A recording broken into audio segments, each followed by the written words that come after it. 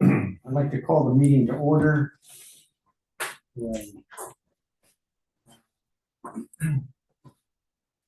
Well, here a motion to accept the minutes of the December 10th, 2025 meeting.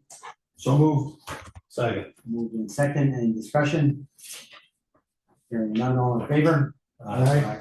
Okay, so we have a guest, a visitor. Sure, Larry Burrell, I'm the town engineer in Avon. Okay, first. And since we know you can't look forward to spending a lot of time in the meeting, we'll move up your Oh, thank you. agenda item here under item G, new business, Avon billing and flow meter discussion. So Larry, I gave everyone a copy of the letter you sent in. Okay, good. And then we uploaded it too, so Anybody online? nobody yet. I just checked for participants. I guess the floor is yours. Okay. Yeah. Well, I don't want to rehash anything that Russ has already told you, but I want to give you like the full story, if you will. So, At least your and- side of the story. well, yeah, yes, but it's actually just a fact. So, I mean, it's not really. And we're going to talk about whether it makes a difference in what was billed or not. That's a whole different. That's why I really am here. So you probably know that we have, the town of Avon sends a portion of our town to Farmington. And that flow that comes to Farmington is generally metered through two separate meter locations, right? There's a main meter, which is in the golf course, and then there's a second meter we call the Crocus Lane meter, which is off of Crocus Lane, both of them in Farmington Woods. In August of 2022, the flows through that meter changed drastically. Like, even though there have been no new connections to that meter, through that meter since 2005. So August 22, the flows go from an average of between, say, 40 and 80,000 gallons a day to hundreds of thousands of gallons a day. And if you looked at this letter, you can see average dailies and this sort of stuff. And I have all the data if you want to see it, like literally every year since 2016, which is when we started capturing it digitally. Okay. So, in a nutshell, the flow increased. Town of Avon bears a huge responsibility to this. It's our meter, no doubt, and it's not Farmington's fault. It's not Farmington's problem in a sense. What happened is that stuff starts to accumulate in that meter, and I can go into how a partial flume works if you want, but I think it's probably not necessary. The meter is a 3-inch flume, so that means that the channel is 3 inches wide where the flow comes through. The way the meter works is it measures the depth of flow and the known geometry of the flow, and Russ, you can, basically, the deeper the flow, the more flow that's coming through on a unit basis or on a flow rate. How is it measured on the front? So there's a piece of equipment in there. It's a sensor. Basically, it's shooting a beam down on the flow and bouncing back. And Ultrasonic. ultrasonic. Yeah. Okay. So basically, it's telling what the depth is because it knows where the bottom is, and it says, all right, well, this is right. So the downside of a 3-inch meter is the channel's narrow. The other meter, by the way, is a 9-inch meter. And although those don't sound that far apart, they're really very different when you think about things that can flow through them without getting stuck in that channel. And what happened over time is that stuff got stuck in that channel. And I can show you the Crocus Lane one, Larry? just the Crocus Lane. Just Crocus Lane. Okay. Over time, it continued to develop. And you got a question? I was gonna say, how long do you estimate that this was the problem?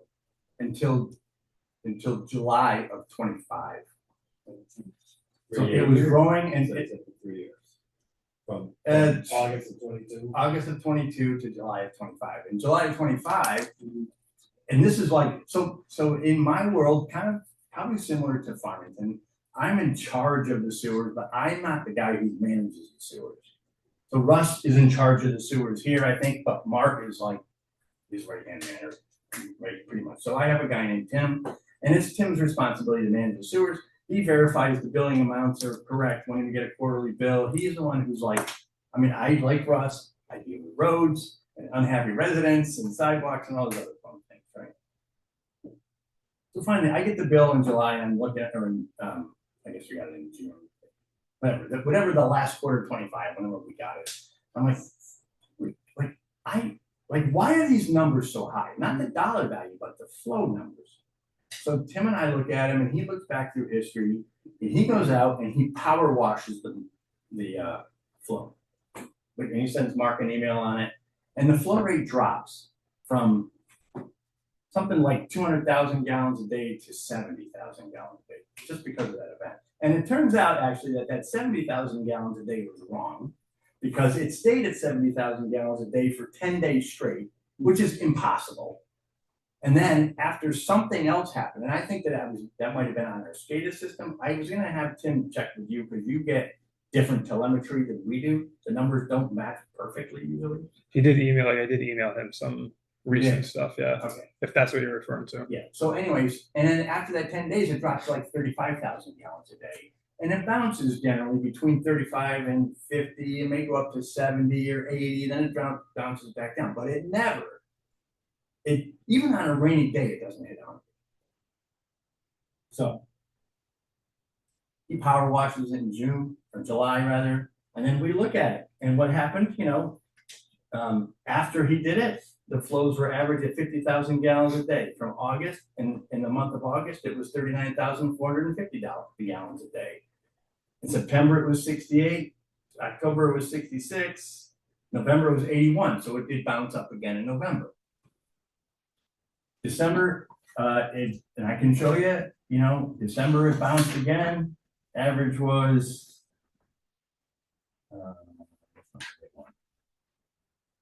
82,080. End of December, right after Christmas, it starts to creep up again. In fact, so I have the flow rates from then until today, literally. So on the first, it was 106, then 102, 354,000 on the third, 488,000 on the fourth. Impossible. So that was the weekend. Remember, the first was on a Thursday. So the weekend, Tim comes back in on Monday. He goes down and the thing is full of, it's got rags, it's got grease, it's like jammed up. He goes down there, he scrapes it because the power washer we drain it during the winter so it doesn't freeze. So he scrapes it manually and the flow rate drops down to 35,000. So clearly this flume is prone to clogging. We didn't pay attention to it for 3 years. So shame on us, no doubt. Not shirking that responsibility. But it clearly is not flowing anywhere near what we were paying for from August of 22 to July of 25. Wasn't flowing anywhere near those rates. And I can't tell you what those rates should be. Russ and I talked about that. Like, it's the best we can do is look at historic data and estimate what it would have been. And that's why I put in the letter what the average flows through that meter were from 16, 17, 18. And there are times when it was the average day for 2016, for example, was about 51,000 gallons. The average day in 17 was 56. And again, no new connections to it. Now, and there's an argument to be made about I&I, which we've talked about as well. We have a program that we've been investigating and fixing some I&I related issues. And the Farmington Woods area had I&I issues that we're addressing. Again, not arguing any of that. But I felt as as an employee of Avon and working for the residents like Russ and Mark do for you, I have to come here and talk about this and see if we can't somehow work out looking at past payments that we've made and get some kind of reimbursement for that. Even if we estimate high, in fact, I have another handout here. If we estimate the average day of 80,000 gallons a day, just that last quarter 25 bill would drop by about almost $39,000. So as I told Russ by email, if this was a few $1,000s a month or a quarter or even 10,000, I probably wouldn't be sitting here. but over one quarter at 39,000, even if I estimate an average of 80,000 gallons a day, which arguably is higher than norm by a lot, it's still a lot of money. And you look at it over an annual at 39 times 4, roughly 150 something thousand dollars. It's a lot of money. So that's why I'm sitting here.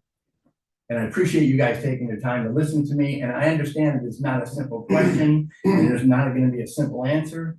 I will say this, that looking from from now forward, I wouldn't be coming back here because we're going to bird dog this meter. Every Friday, and you're going to see Tim's going to go down there every Friday and he's going to clean that flume.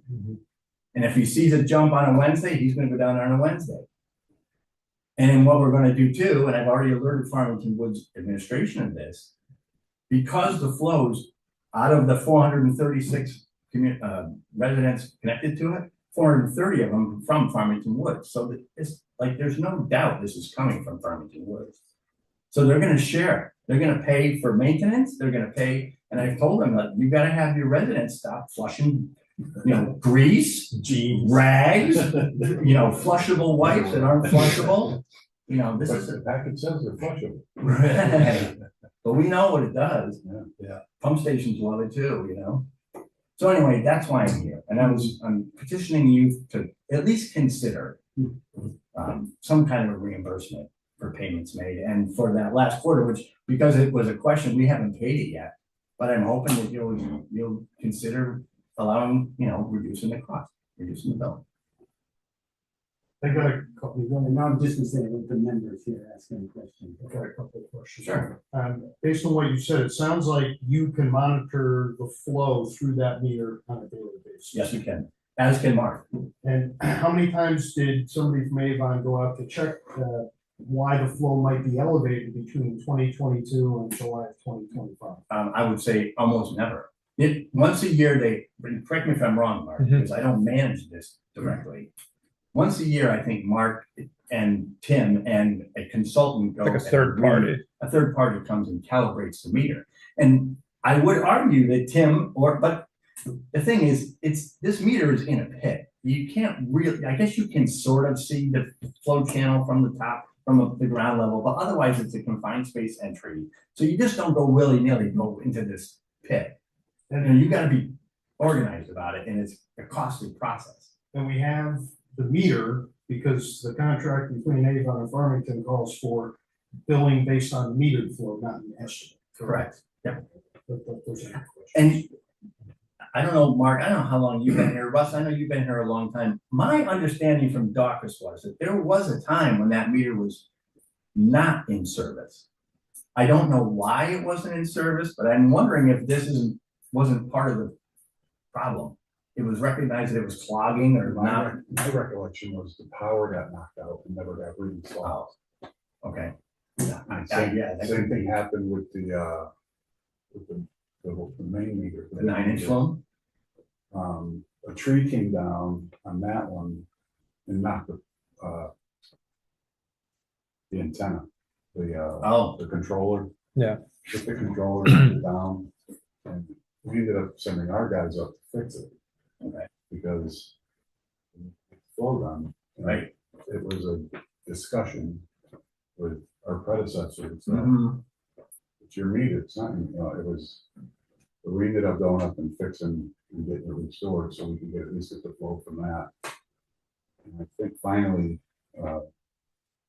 with the Crocus one, same thing, and Tom finally had someone to fix it. Okay, but it was I don't know, what was the duration roughly of the outage? It was quite a long time. Like years or? No, Oh, okay. it was 6 months or something. Okay, still. It could be long, but it was, Okay, it wasn't like it went out. it wasn't taken out because of a processing No, problem. something hit the power and it was lack of power to it, and it was whose responsibility is it, that type of thing. That's my recollection for that one. Yeah, I don't know, I've been in Avon for almost 19 years. I wasn't the town engineer when I first came there. Tom was for still several years, but, and so I didn't have direct, I wasn't really paying attention to sewage at that point. It wasn't past, you know. One other thing I heard though was, Mark, get different information than they do from the meter, could you? I mean, I think the totals may be slightly different, but we each get it from the meter itself. So Tim and I have verified a couple recently and they've been similar, so. It usually ends up being that, correct me if I'm wrong, Mike, Yeah. but it usually ends up being that, like, on day one, your reads might be slightly higher than our reads, day two, ours are slightly higher, but you total. The average will The average drive. is really like tight. Correct. Interestingly enough, not that I want to go down that road too far, but I had it, NIC was in the office yesterday, because we're gonna redo our SCADA screen. And we talked to them again about getting on the same hardware setup that you guys have, so that Yeah. we don't have that difference Yep. anymore. So that's gonna be another task, it's on us, like, it's our problem, but you'll hear more from us on Okay. the end of that task. But what would happen now if the meter went down for a week? Something like that, how would you do your billing if it wasn't available? We estimate, it goes down. Yeah, the last time it happened was like Surge or 2 years something. we averaged when the wire got cut Yeah, at, that was another time. that was landscaping, I think, but. And we averaged it for that period. So we would take, let's say it happened like 2 weeks out of the month, we would take the rolling average of the 2 weeks that were reported and then basically run it for the whole month. You guys are okay with that? For something like that, I think it's the fairest way to do it. Short of a hurricane or something, but yeah.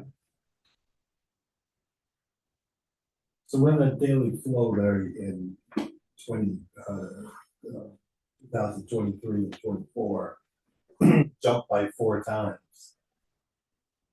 Well, it slowly, that's the part of the problem too, was it crept up. It wasn't like it went from, unlike what happened in 2026, or, you know, the end of 25, 26, where it went from 100 to 300 to 400 in 3 days. That's, This was more, and I can show, like, I have all the, I got more data here than you can shake a stick at for every year since 2016. Literally the daily reads per month. So, you know, I can show you, you know, it was 80, 80, 70, you know, this is back in. I guess I'm looking at the letter that you sent to Russ here, and in 2023, you have the average daily flow of 184,000. In 2024, 220,000. Mm-hmm. So that's the It was steady flow for that time period. And I guess I don't understand where that Tim wasn't yelling and screaming at that time about. I've gotten my pound of flesh out of Tim. He recognizes the responsibility he had, and he volunteered to come here tonight. I didn't see the need for that. He works for me, so one could argue I'm responsible, you know. And I've taken, you know, I had my unwelcome conversations with the town manager about it. Russ, what would you want to add or dispute as far as? Those are the facts. There's nothing, the numbers are the numbers, we've checked them and it's fact, everything's accurate. Is there anything that Farmington did wrong? No.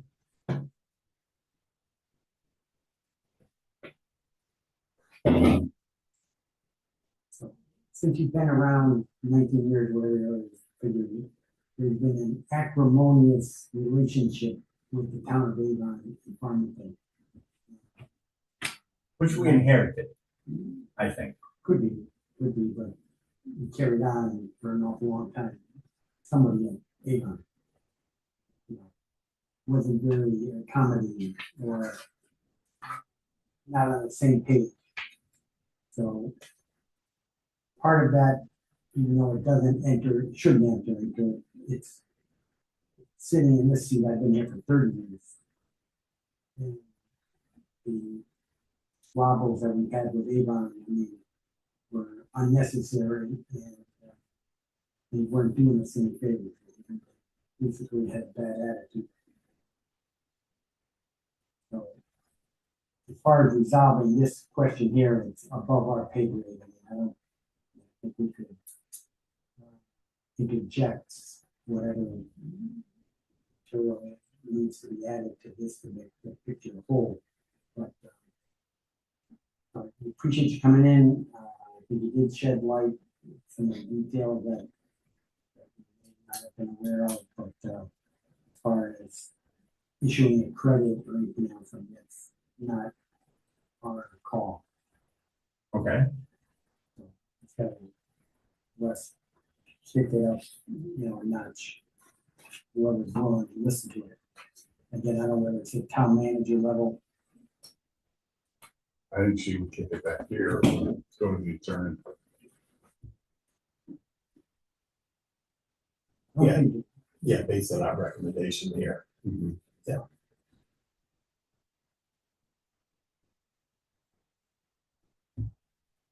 Mark, anything that you want to add? I mean, I think it's pretty much been said. I mean, we're always accommodating. I mean, when we have the flow meter calibrated, we bring out all the confined space gear, we schedule everything.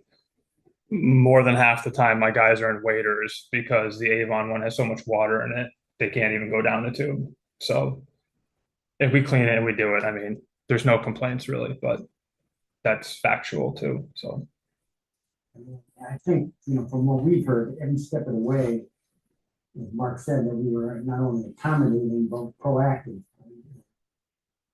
Anytime there was a problem, we responded to it. So it's not necessarily, reciprocal situation here, so. Sounds like things are gonna change, which is good. I think, we'll take this under advisement and we'll get back in touch with you as soon as we find out what the next step. appreciate that. Yeah.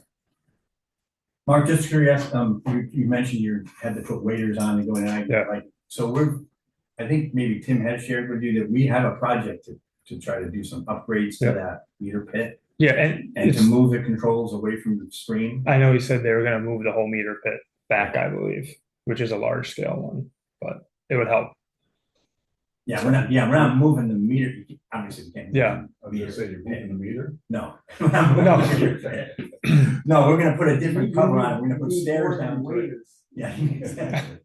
But where the actual PLC is by the stream, Exactly, that was that gonna we're get gonna moved, To correct, get it away from the screen. correct. And obviously, we're gonna be talking to you about that. Yeah. We've got,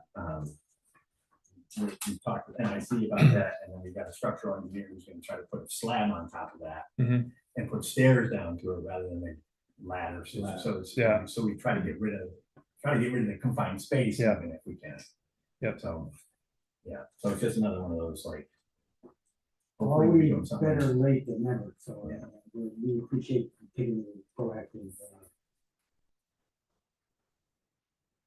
moves here and hopefully I think we'll have better understanding of our working relationship as we go forward. Excellent. All right, thank you guys. Thank you.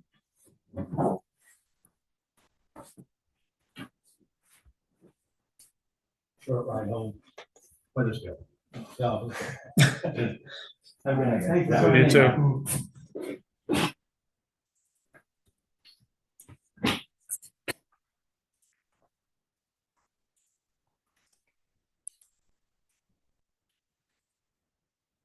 Not protecting, so that's how you pay the dollars. Is that technically new business? It's technically new business, Yeah. So at the end, we can pick it back up, for perhaps a motion and discussion.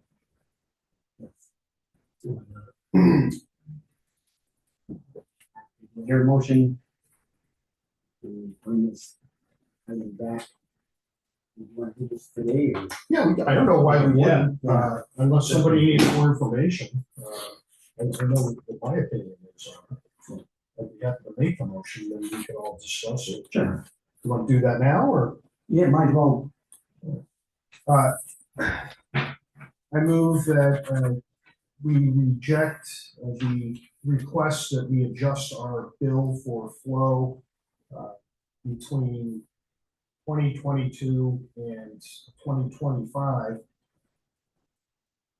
as set forth in a letter dated December 11th, 2025 from Lawrence Burrill, the Avon Town Manager. Motion there, second. Second. Motion and second, any discussion? Well, he's up, came on town manager. No, I said engineer. Oh, engineer, he said manager. Sorry. Okay, My feeling is, and this is how I understood it, is Avon can monitor the flow on a daily basis and simply chose not to. And based on what was just said about January of 2026, when they discover an anomaly, they can go right out and address it and unclog if that's indeed why there's an anomaly. And our contract with Avon calls for measured flow. That's how we bill. It's not an estimated contract. It'd be a totally different situation. And there's good reason for having measured flow because flow fluctuates, as we all know, whenever there's, a rainy season or a big storm, significantly greater flow comes through. And the fact that they chose to not check their meter to determine why the flow might be elevated for those years is not our problem and not something I think we should address. And I would reject this request entirely.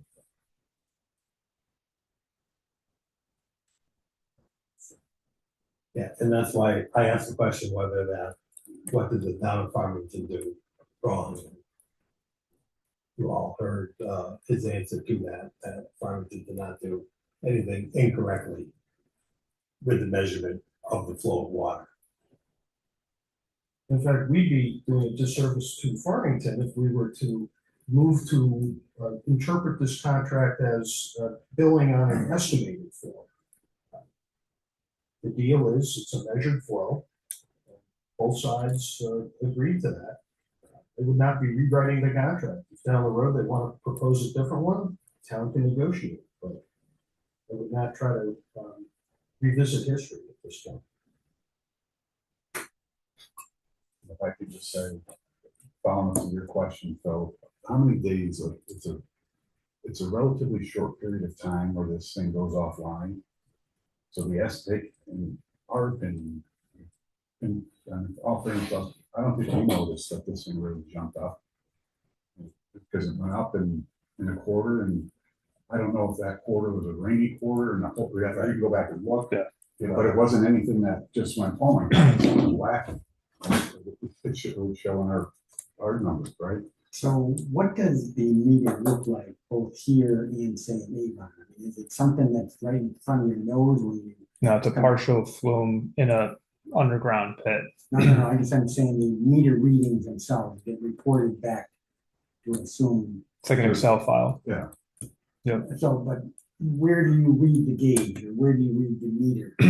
The meter is read out there, and then Mission sends it back to SCADA with the readings from here I in guess that's Excel. something that- So the SCADA system, is that something that first thing in the morning you come in and you check the SCADA system? Not every day, but I'll look at it probably once a week and make sure it's reading and there's no errors or there's no blank days and that we're getting the numbers I guess what correctly. I'm getting at is, in other words, if this Tim got a responsibility for X, Y, and Z, and it's something not readily accessible or easily read.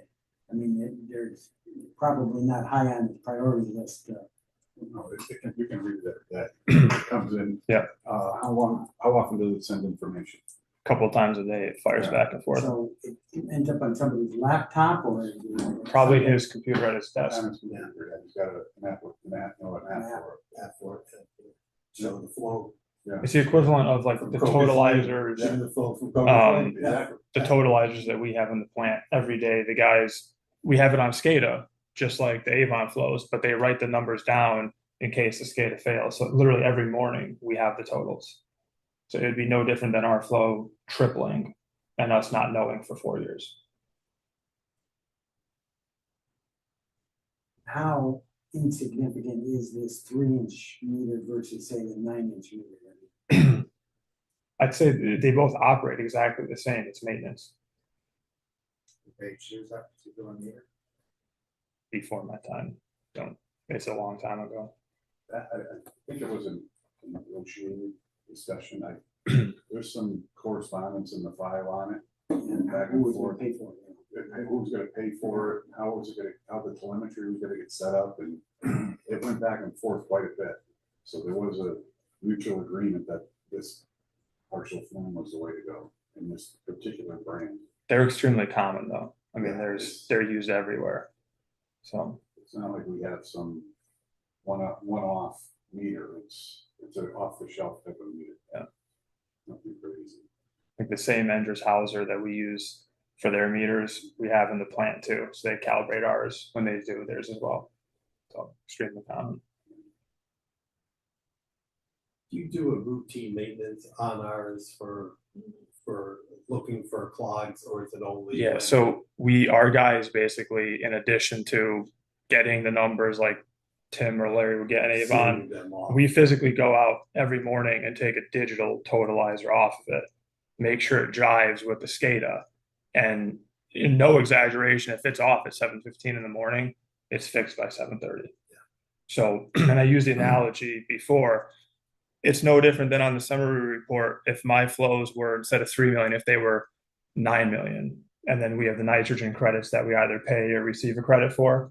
So if they were triple and I told Deep, we need a rebate because the flow meter was wrong, it'd be why wasn't it calibrated? Why was it not operating correctly? So it's not any different, but it's something we check daily. And as far as the difference goes, Which of course, then he's not doing here. exactly, but the difference is like Larry said. Day one, we may, I'm just using a number, we may have 101 gallons, they may have 99. Yeah. Day two, we could be at 99, they could be at 102, but at the bottom, at the end of the month, we're at 30,550, they're at 30,545 or 55. I mean, it's Close enough. it is Within the permissible exactly limit. within. There's no going, oh boy, you're way. We went through this as an exercise. Yeah. Right, probably 10 years ago, because it was, why are you different? Like we're like, what's going on? And finally, it's the totalizer, how it's, when it sends it, and when it gets transmitted to Avon and when it gets transmitted to us. So it's basically a timing issue. A Yeah. little blip in the flow sends you a different reading, and blips up sends us a different reading. But overall, at the end of the month, it's basically the same number. I think we even had one too where like daylight savings time on one of the computers changed and when it didn't. So it was an hour off, but the average was still the same at the end of the month. So, and I maybe I should have said it with Larry, but the most recent one there was they cut the cord when they were doing landscaping. Right. Our own crew dug to find the cut in the cord because we weren't getting readings. And then our electrician patched it. So I think we've made a ton of attempts to help.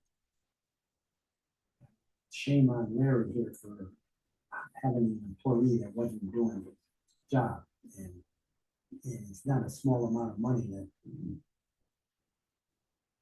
obviously, we gotta work with Avon going forward. I'm sure there'd be some bleeding hearts that, tug on them long enough, hard enough that you can make a case for, it really didn't, we weren't materially injured or it's not like we deserve or the amount of revenue from, missed reader.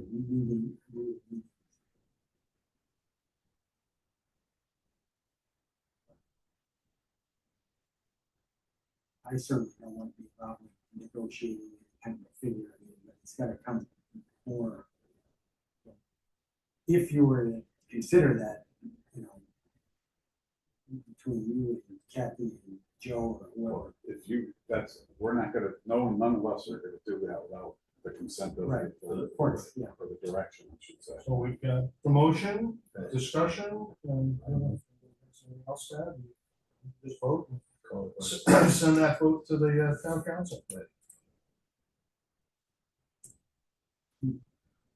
So let me just clarify here, so the vote would be to reject.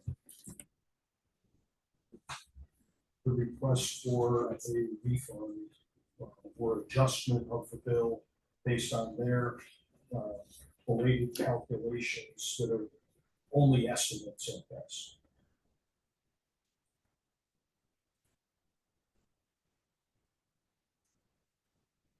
Any further discussion? Motion to approve. Aye.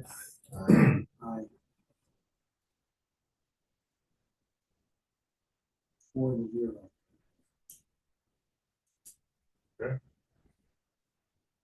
Now, does that prevent another avenue of them just saying, look, we made a horrible mistake and we made it in the middle or something? Their only recourse is to sue the town of Farmington, but the contract, as I understand, is crystal clear. It's this, you pay based on what the meter Meter says. flows. Meter flow, and they are entirely in control of monitoring their meter, just as we know what the flow is. Both sides have agreed on that. We would never agree to an estimated flow. Because if we have a hurricane, or we have, 2 weeks of rain with all the infiltration, We have no idea where we are. exactly, we would lose our shirts. And likewise, if there's a drought and we were estimating high, they pay more. So the meter is absolutely the fairest way, and that's what the contract provides for. What they're literally proposing is to rewrite the contract to their benefit Without rewriting the contract. because of their mistake. Yeah, Because of their mistake.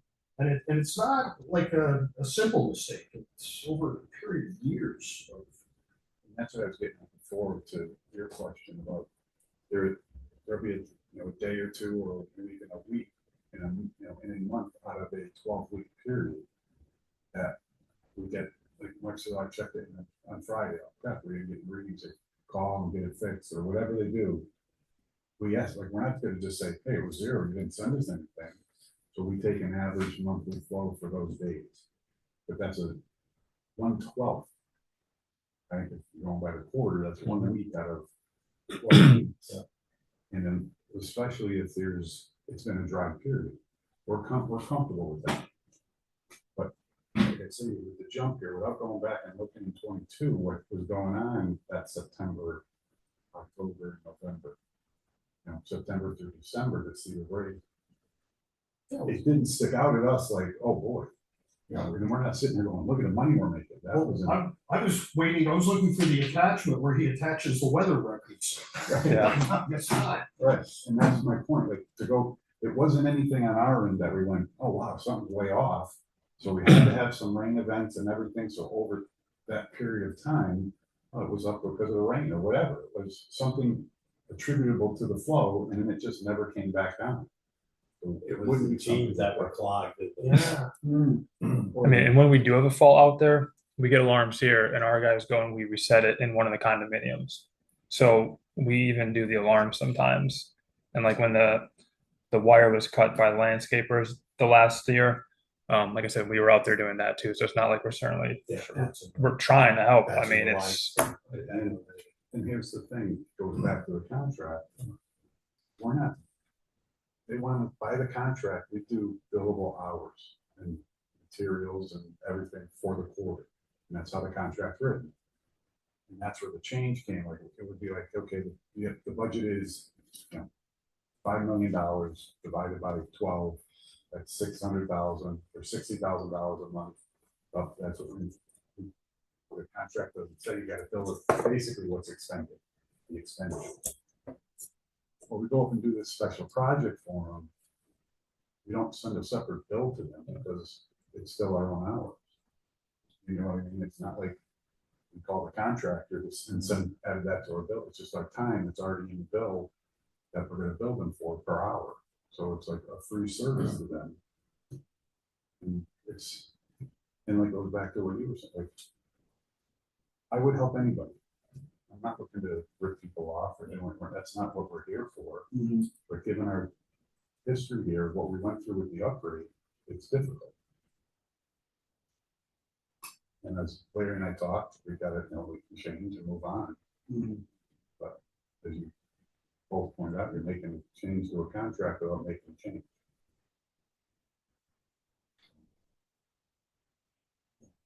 I don't think the intent they're not asking to change the contract.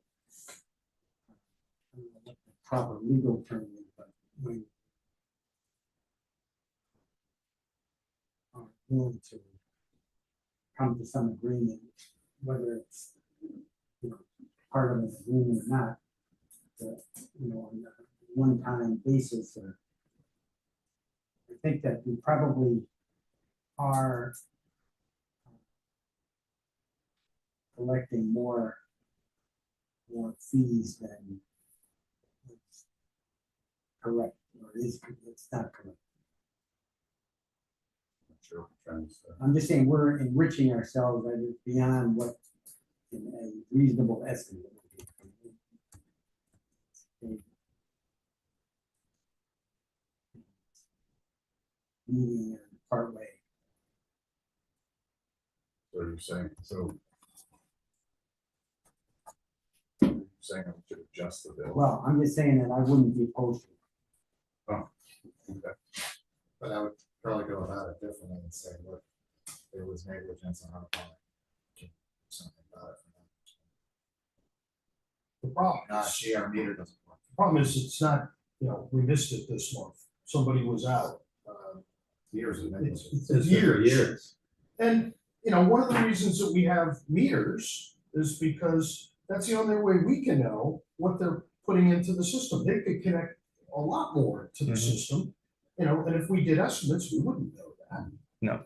Correct. And we're paying for the flow, that comes out of here, so to speak.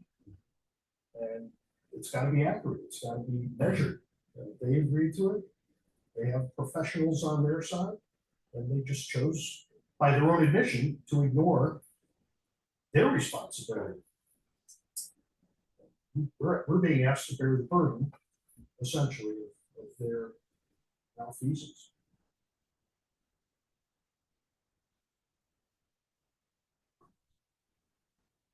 Could you have a conversation with Kathy to see what she would?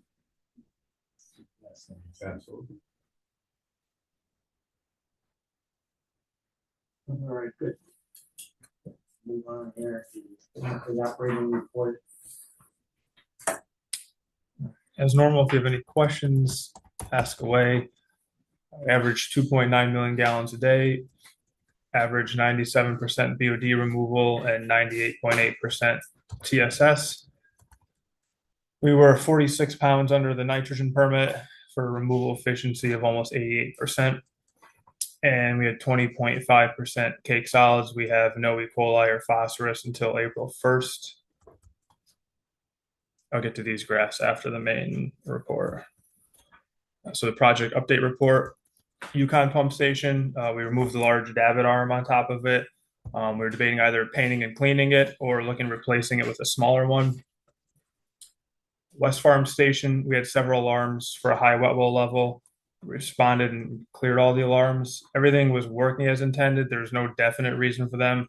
The high flow, I think the switch was actually going, so we proactively replaced it, and we had no changes after that. No issues, I should say. Snowberry pump station, we had pump 2 failure alarm.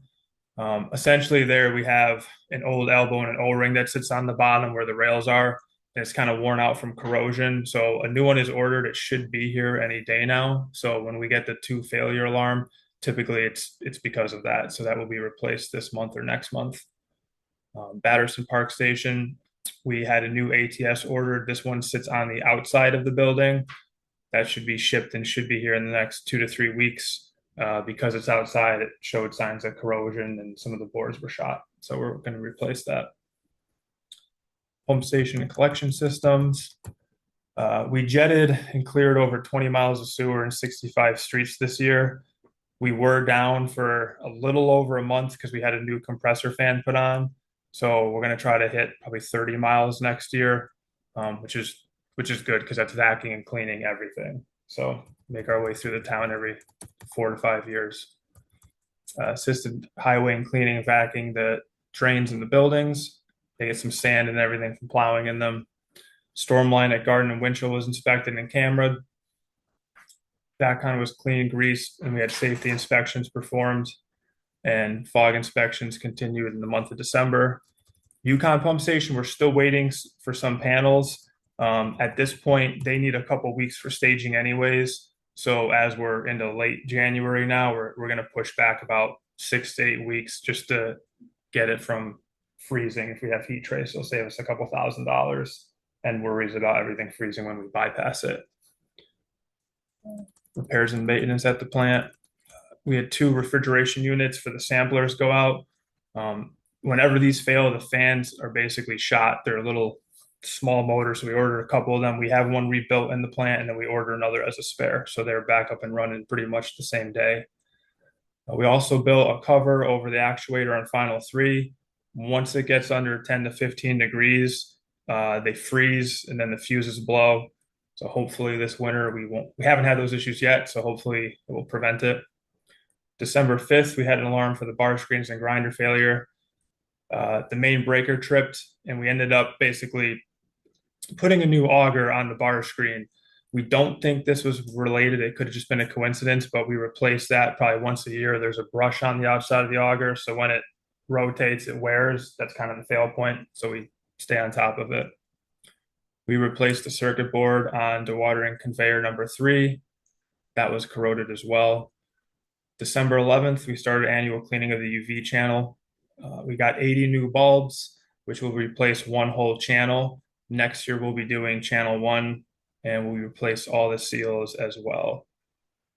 Over the winter, we do cleaning of the buildings and stations, and we put new shelving units in cold storage, kind of help clean up the area. Highway store stuff in there too, so this kind of assists in making more room for everybody in there. So I did do 3 graphs for the end of the year, kind of have like these rolling ones. So this was a 23-year average of the nitrogen and the permit. So in orange is the permit. You can see it used to be 354 pounds, then 220, then 178 for the past decade. You can see once we put the hybrid tank online, we're still trending down, but you can kind of see the plant's running consistently efficient for the past 4 to 5 years. We had the lowest year nitrogen we've ever had here. I don't know if it's going to go down much more than that, but it's a good number. So we also have, let me just pull up it on a cleaner one because the scan ones sometimes they're hard to see. So this is historical data of all the solids that we send to Hartford to get burned. So the reason this graph is important is because H.I. Stone is $500,000 to ship and burn solids in Hartford. So the higher the volume that you send out, the less weight it is. And the less weight is the least amount of money. So since 2019, I could have gone back more years, but you kind of get the idea. We've been reducing the metric dry tons going out by almost 25%. So 25% of 500, you can kind of figure out what we're saving. The last graph I did was because of COVID. You can see, I apologize, this should have been 19, 20, 21, 2, 3, 4, 5. It's the same as the top, but for some reason it put my year values in the middle. So this is to current. So the past year we spent 440,000 hauling, down from 530 last year. But you can see during COVID, we went from $76 a ton to 148 for the hauling costs. So we almost corresponded with that, but now we're starting to drop it because we're getting less metric tons out because the cake is thicker and because we have the fermentation tank and it's helping with that too. So small cost savings, but every little bit makes a difference. I think that was it. I think with the lateral report, unless you guys have any questions on that.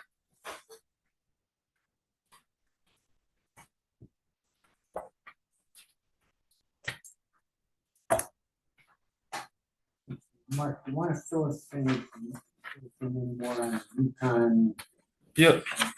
So I was going to have it today, but I knew it was going to be a long meeting because of Larry and everything else. But Yukon, the panels should actually be here, the VFD panels, on Monday. So those are built, shipped, they're on their way here now. The INC panel for the SCADA from NIC Systems should be here either next Friday or the following Friday. That's built and they're testing it in Rocky Hill right now. So that's all complete. We did have a couple back ordered items. The Siemens flow meters, I think they're 3 to 4 weeks late. They're having you might even know they had like telemetry issues with some of the stuff. So now they're back ordered more than normal. And I think Holzner Construction, some of the pipes and the rails for the wet well, they're waiting a little bit on, but nothing major. It actually helps to wait a couple weeks till it warms up. It avoids all the heat trace and everything else we'd be worried about. So UConn will probably be starting mid to late March. And that will be, like I said, a complete wet well rehab, INC. We're going to paint and epoxy the whole building so it'll look like a new station. And then we're working on the MDC upgrades with DPC engineering. So that's ongoing. And then the Patrick flood force main, probably summer when school's out. Those are 3 big projects. So we still have the Orchard and Fairview, but we want to get these done priority first. So, and I did attach the MDC letter, I think, in here too. So on the MDC project, did we come up with any new estimates? Not yet. It's close. I contacted and been in discussion with the facilities guy at the monastery. They're on board. So it was a positive reception of us buying a little piece of property from them. So once our project is done, this becomes somewhat irrelevant. Correct. Yes. Correct. Somewhat. So the problem is. 3/4. Can you get on the GIS on there? Yes.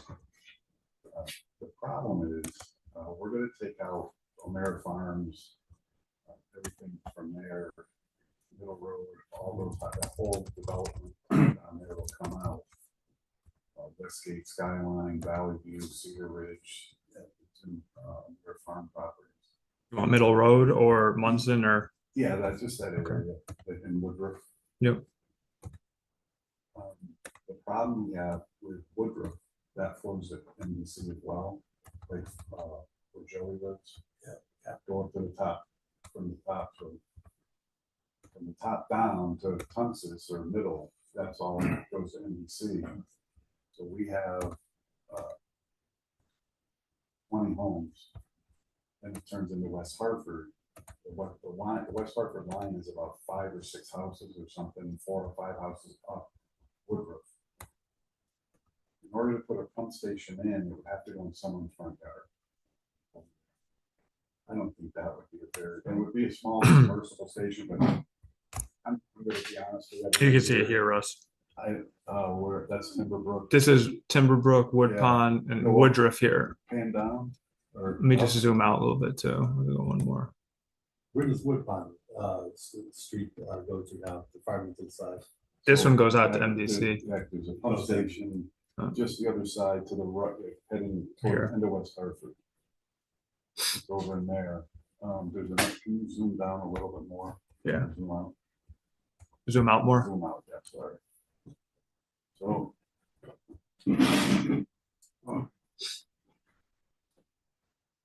So the NBC pump station is down around the top of, like, at the top of the pond.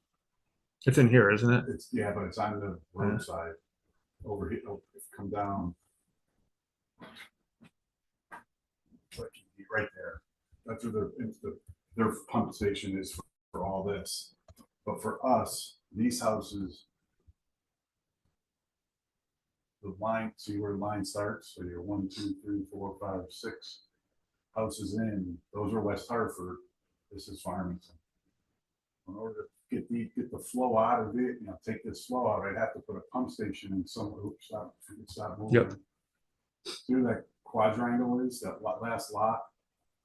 Right there. We'd have to go in there. Basically run a separate gravity line. Make it bigger and offer the homeowner some space, in the shed. Yeah, exactly. So I really don't want to broach that subject, bring that up because it's obviously, we'd be better off buying a house. Who's the homeowner? Who's the homeowner? I don't know. You can click on it. Do we like them? Yeah, exactly. Griselda. So but it's just one of those, like, it's not a good option for the 20 homes, and it's relatively new pipe. We videoed it, we've gone through it. Not a lot of infiltration. Then, if someone has a sump pump, I don't know, I don't, you get smoke test and do all that. Without it, we're still capturing 3/4, right? Give or take, Exactly. yeah. So now zoom out and go up to Burnt Hill and Hickory, Mara. So you can see, take out Yukon, where Middle Road is. Coming down here. We're basically taking from here, excluding Yukon, here, this subdivision, all of Skyline, Yorkshire, that Johnny's building. And then a now. pump station here at the Correct. monastery. Taking the majority of the homes compared to those. Yeah. And if we ever did do something for Wood Pond, we've gone down that road years ago. That was that was another Fairview Orchard. Because of the extent of the estimated rock. So, but we could then take it and Connect if you wanted to. put a pump station, and there's a lot, if you can zoom out, Mark, on by Ridgeview, or to the right. Zoom in, I'm sorry. Oops. That's what I wanted to do. Close. Bring over. Ridgeview. Because it would take 2 pump stations here, I think. We're at like 4 if we wanted to include this, right? Right, we'd have Yeah. to put a pump station, but there's a lot, not a two, and at the open space, sorry. Here. Right there. We could put a pump station in there, refeed stuff, and get everything coming, like Wood Pond could flow there. If we ever wanted to really do that, and pursue it and get rid of the Timber Brook. From Helm, if Helm ever connects up. And get all that coming, in Ridgeview and Joey at Woodruff, that would all come down, we could put a small pump station in there. And that we would probably pump back up and go down Woodruff to the mall. Probably the best outlet, best choice. If if something happens, but Timberbrook and that the sewer going down Ridgeview to Wood Pond is 10, 12 years old, so they got very little infiltration. And Just other places have footing drains, they're not really, they shouldn't be anywhere near our sewer. So we're in good shape there. Just roughly off the top of your head, how many pump stations do we end up with? Just the one right now. Yeah. But if we did the whole area to completely separate out of NDC, Mhm. we'd have to get 1, There's 2, one on the 3. top, yeah. 3, yeah, 3 pump stations. How about the moving ejector pumps? No, No, everything's gravity. Yeah. And if we were to do a station here, it would be designed deep enough for everything gravity. I mean, NDC would have to raise its rates exponentially to make that even Correct. Yeah. worth the discussion. Correct, because the flow is such that there's low infiltration. There's not many homes there. But Not a lot of houses. not a lot of houses, correct. But going up Middle Road, I know there's infiltration in there, that's an older line. Yeah. What we'll do is, doing The our valley pump station, and all that, right, yeah, that's, and it cuts over through the brook, that cuts through there, there's all that stuff, and we monitor a lot. But what we'll do is we'll line the system as well, as a project, keep that infiltration out.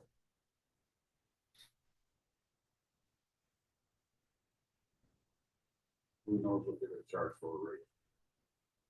It's gone up, as much as they can get. exactly. so how many houses or units? For this pump station? Yeah.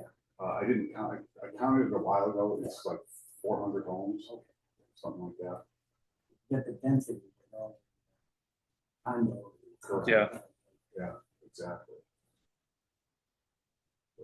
So to me, it's a worthwhile pump station.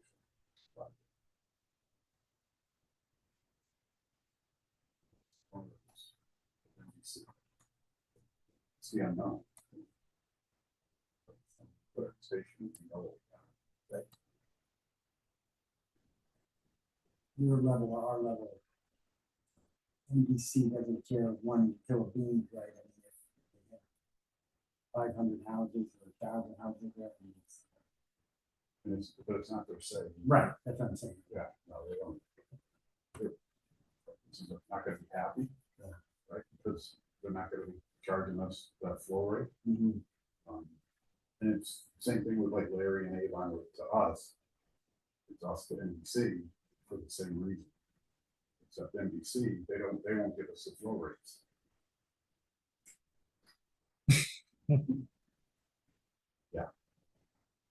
Why am I not surprised to hear that? I talked with, That's what you call a one-way street. huh? and I. I'm sure they'll get it back somehow. One-way sewer. One-way sewer. Yeah. But I asked him, he's like, yeah, we're not gonna do that. I'm like, well, why not? Wouldn't it be, I would then I can verify with your billing.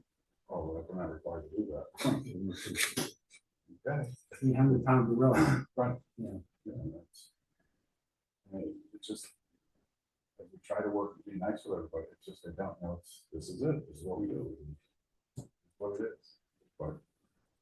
It's kind of the same scenario, like, this is what we do, this is how it works. No. Absolutely not.